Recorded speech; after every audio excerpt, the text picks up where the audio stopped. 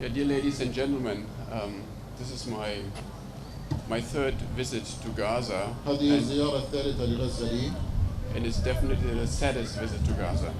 طبعا حزين للمناظر هذه. I'm standing in front of the destroyed الجلاء tower, أنا أقف أمام برج الجلاء المدمر. where dozens of businesses were located, هناك العشرات من الأعمال في هذا البرج.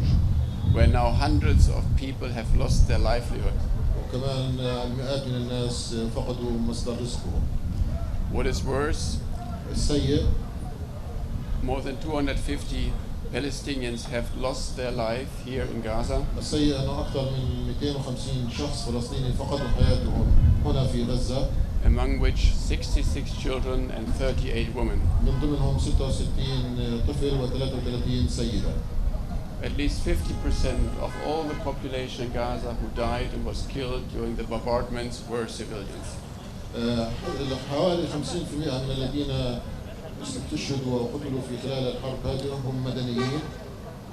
My heart goes out to those who lost their life, قلبي وعواطفي مع الناس التي فقدت أرواحها. to those families who lost their loved ones. ولأصدقائهم. And I say this because I myself, I'm a father. أنا أقول ذلك لأنني أنا أب. I'm a son.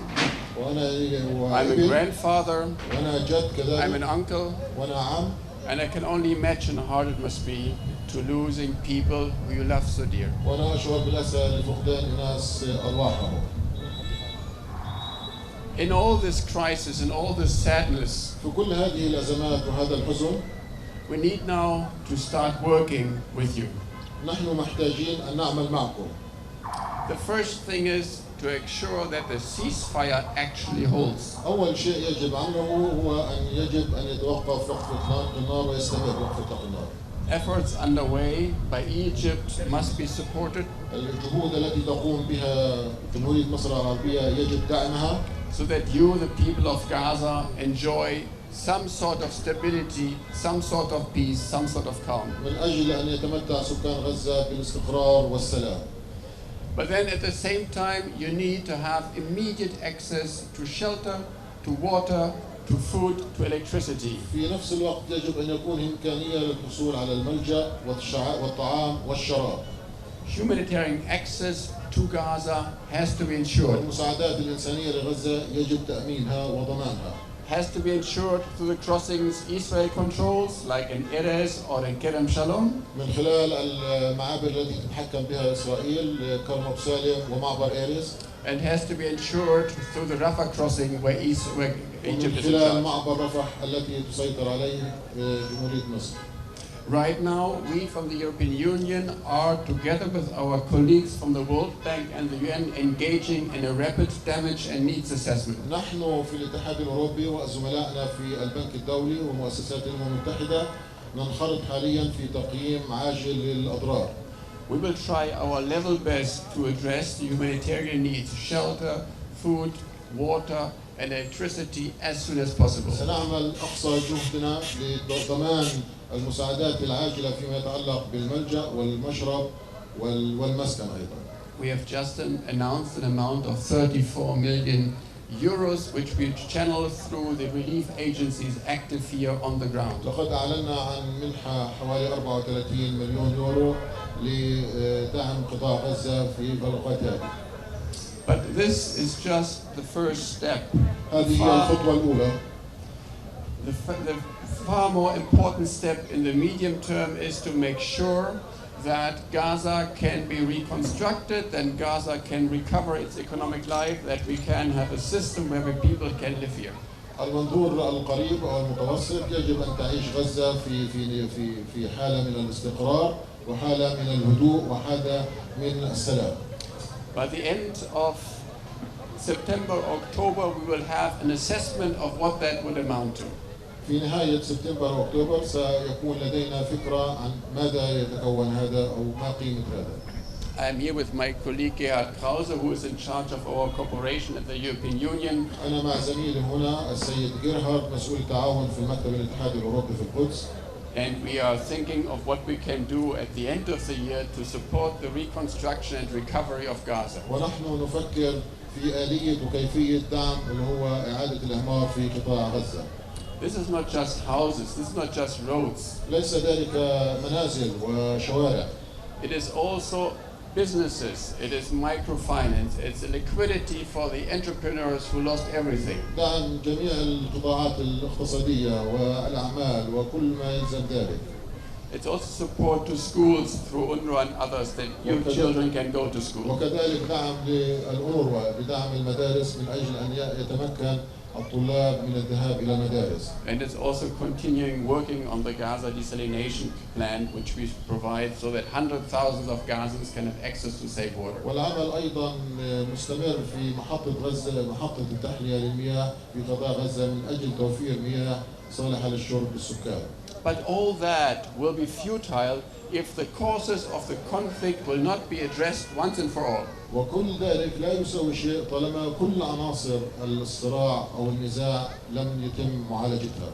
It cannot be that in 2 or 3 years' time I come back here to you and promise aid from the EU simply because another conflict has broken out and another conflict has destroyed so many lives, so many buildings, so many families. لا يمكن أن نقبل من خلال سنتين أو ثلاثة أن نعود مرة أخرى أو مرة ثانية أو ثالثة نفس المشكلة ونفس الصراع ونفس الأزمات.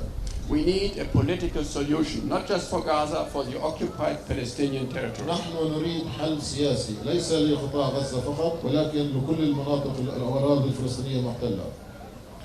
Let me start first with a political horizon for the Palestinian. دعوني أتحدث عن الخارطة السياسية لفلسطين. The first thing now is, according to our view, that very soon all the political forces in the occupied Palestinian territory agree on forming a consensus-based government which come back here and make sure that recovery and reconstruction can start as soon as possible. أول شيء من نظرتنا نحن نعتقد أنه يجب على جميع القوى الفلسطينية أن تتفق على حكومة وحدة وطنية تتولى إعادة الإعمار وتتولى المسار السياسي. But this government, this Palestinian authority, needs to have also a democratic mandate. وكذلك هذه الحكومة يجب أن يكون عندها مهمة ديمقراطية. We from the European Union have always called for democratic elections to take place. نحن في الاتحاد الأوروبي طالبنا دائما يجب أن يكون هناك انتخابات ديمقراطية.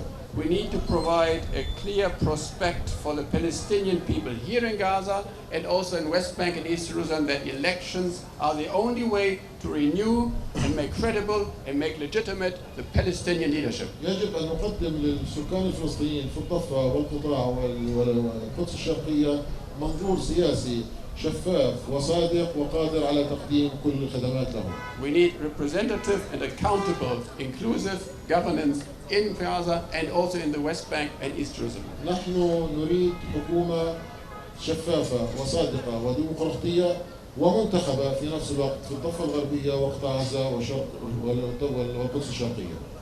So that is one part of the equation. The other part of the equation is الجزء الآخر if we want to rebuild and recover Gaza, we need to make sure that the siege, that the blockade comes to an end as soon as possible. نحن إذا أردنا إعادة إعمار غزة يجب أن نتأكد أو نضمن أنه يجب رفع الحصار عن قطاع غزة.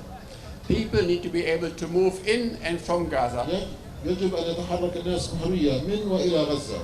Goods need to come in and need to be exported from Gaza. البضائع يجب أن تدخل إلى قطاع غزة وإمكانية استيرادها وتصديرها أيضا. Investments need to come here and be able to flourish the economy of Gaza. وكذلك الاستثمارات يجب أن تدخل إلى قطاع غزة من أجل إنعاش الاقتصاد الفلسطيني.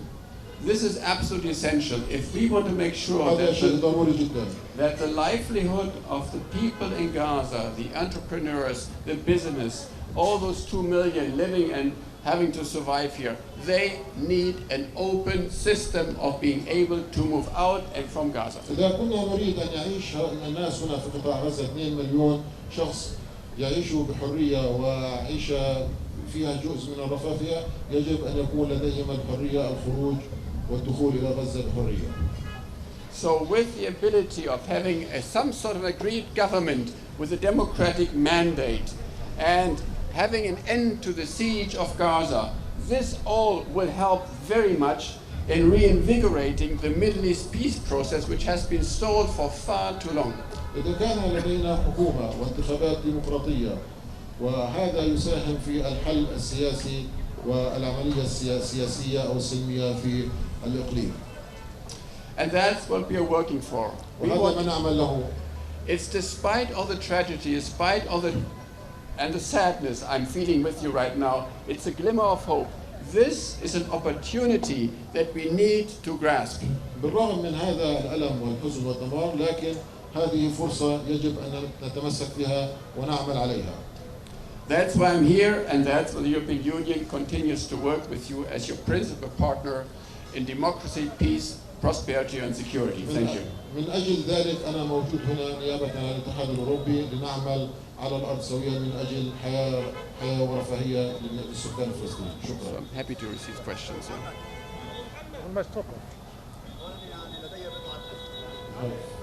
Some questions. That you put some conditions for reconstruction. These conditions lifting the siege, you are part of the international community.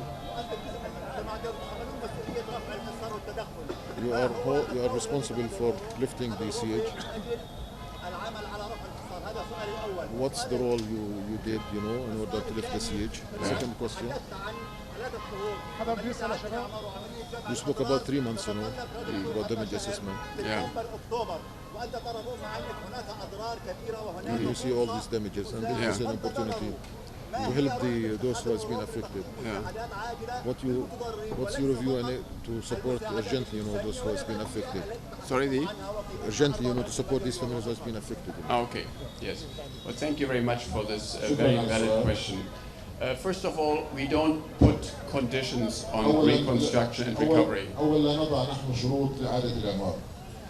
We just said, or I just said, that the need to reconstruct Gaza and to make it recover from this terrible tragedy requires a number of important steps.